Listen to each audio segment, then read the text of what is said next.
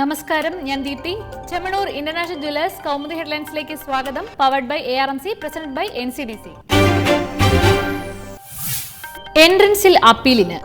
Medical പ്രവേശന പരീക്ഷാ വിഷയത്തിൽ സുപ്രീം കോടതി ഉത്തരവിനെതിരെ സംസ്ഥാനം അപ്പീലിന്. തീരുമാനം MBBS BDS പ്രവേശനത്തിന് ഈ വർഷം തന്നെ ഏകീകൃത പരീക്ഷ നടത്താനുള്ള വിധിയുടെ പശ്ചാത്തലത്തിൽ. സംസ്ഥാനത്ത് മെഡിക്കൽ പ്രവേശന പരീക്ഷാ നടപടികൾ പൂർത്തിയായ സാഹചര്യത്തിലാണ് അപ്പീൽ ഹർജി തീരുമാനമെന്ന് സർക്കാർ. അതേസമയം ഏകീകൃത പരീക്ഷയായ നീറ്റ് മെയ് 1 നടക്കും. ഈ പരീക്ഷയ്ക്ക് അപേക്ഷ നൽകാത്തവരെ കൂടി പരിഗണിക്കാൻ രണ്ടാം ഘട്ട പരീക്ഷ ജൂലൈ 24 നടത്തണമെന്നും സുപ്രീം കോടതി. ഒരുമിച്ചുള്ള റാങ്ക് ലിസ്റ്റ് ആഗസ്റ്റ് 17. വിധിയിൽ പുനഃപരിശോധനാ ഹർജി നൽകുമെങ്കിലും ഏകീകൃത പരീക്ഷയിൽ കേരളം പങ്കാളിയാകുമെന്ന് എൻട്രൻസ് കമ്മീഷണർ.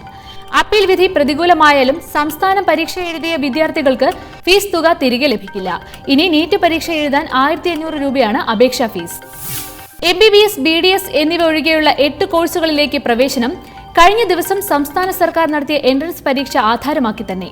തുടർ നടപടികൾ സംസ്ഥാനത്തിന്റെ അപ്പീൽ ഹർജിയിൽ കോടതി തീരുമാനം വന്നതിനു ശേഷമെന്നും പരീക്ഷാ കമ്മീഷണർ.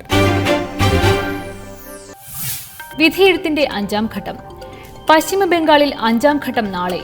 53 മണ്ഡലങ്ങളിലായി ജനവിധി തേടുന്നത് 349 സ്ഥാനാർത്ഥികൾ. തൃണമൂൽ കോൺഗ്രസിന്റെ മുഖ്യമന്ത്രി സ്ഥാനാർത്ഥി മമതാ ബാനർജിയും മുൻ കേന്ദ്രമന്ത്രി ദീപാദാസ് മുൻഷിയും ജനവിധി തേടുന്ന ഭവാനിപൂർ മണ്ഡലം ശ്രദ്ധേയം. ഏകദേശം 1.2 കോടി വോട്ടർമാർ സമ്മതിദാനാവകാശം വിനിയോഗിക്കുമെന്ന് വിലയിരുത്തൽ. കഴിഞ്ഞ 4 ഘട്ടങ്ങളിലും നടന്ന അക്രമ സംഭവങ്ങളുടെ പശ്ചാത്തലത്തിൽ സംസ്ഥാനത്ത് അതീവ സുരക്ഷ.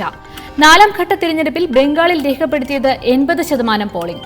തിരഞ്ഞെടുപ്പിൽ ഇടത് കോൺഗ്രസ് സഖ്യത്തിൽ ഉറ്റുനോക്കി ബംഗാൾ. ഇനി തിരഞ്ഞെടുപ്പ് വിശേഷം.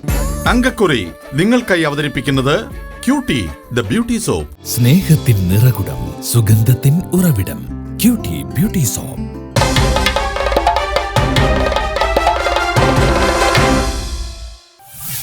വിടില്ലെന്ന മുഖ്യൻ, വാശിയോടെ VS. തനിക്കെതിരെ മാനനഷ്ട കേസ് ഫയൽ ചെയ്ത മുഖ്യനെതിരെ ഉറച്ച നിലപാടിൽ തന്നെ VS.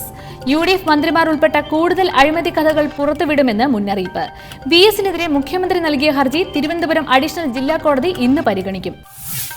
VSന്റെ പ്രസ്താവനകൾ അടിസ്ഥാനരഹിതവും ദുരുദ്ദേശപരവുമെന്ന് മാനനഷ്ട ഹർജിയിൽ ഉമ്മൻചാണ്ടി.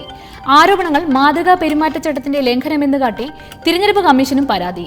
VSന് ധൈര്യമുണ്ടെങ്കിൽ കേസ് കൊടുത്ത് തന്റെ പത്രിക തള്ളിക്കട്ടെ എന്ന് തലസ്ഥാനത്തെ പ്രചരണ യോഗത്തിൽ മുഖ്യമന്ത്രി. മുഖ്യമന്ത്രിയുടെ മാനനഷ്ട കേസ് കപട മനസാക്ഷിയെ സംരക്ഷിക്കാനുള്ള ശ്രമമെന്ന് പ്രതിപക്ഷ നേതാവിന്റെ ആക്ഷേപം. കേസ് നൽകി തന്റെ നാവ് ബന്ധിക്കാമെന്ന് കരുതുന്ന ഉമ്മൻചാണ്ടി വിഡ്ഢികളുടെ സ്വർഗത്തിലെന്നും ആക്ഷേപം. അങ്കക്കുറി നിങ്ങൾക്കായി അവതരിപ്പിച്ചത് ക്യൂട്ടി ദ ബ്യൂട്ടി സോപ്പ്. സ്നേഹത്തിൻ നിറകുടം, സുഗന്ധത്തിൻ ഉറവിടം, ക്യൂട്ടി ബ്യൂട്ടി സോപ്പ്. വേഴാമ്പലായി കേരളം. കേരളത്തിൽ ഉഷ്ണതരംഗത്തിനുള്ള സാധ്യതാ മുന്നറിയിപ്പ് കാലാവസ്ഥാ കേന്ദ്രം പിൻവലിച്ചു. പാലക്കാട് ഒഴികെ മറ്റു ജില്ലകളിൽ താപനില 40 ഡിഗ്രിയിലും താഴെയായതിനാലാണ് മുന്നറിയിപ്പ് പിൻവലിച്ചത്. ഇനിയുള്ള ദിവസങ്ങളിൽ ചൂട് കുറയുമെന്നും മെയ് 2-ാം തീയതിയോടെ മഴയ്ക്ക് സാധ്യതയെന്നും പ്രവചനം.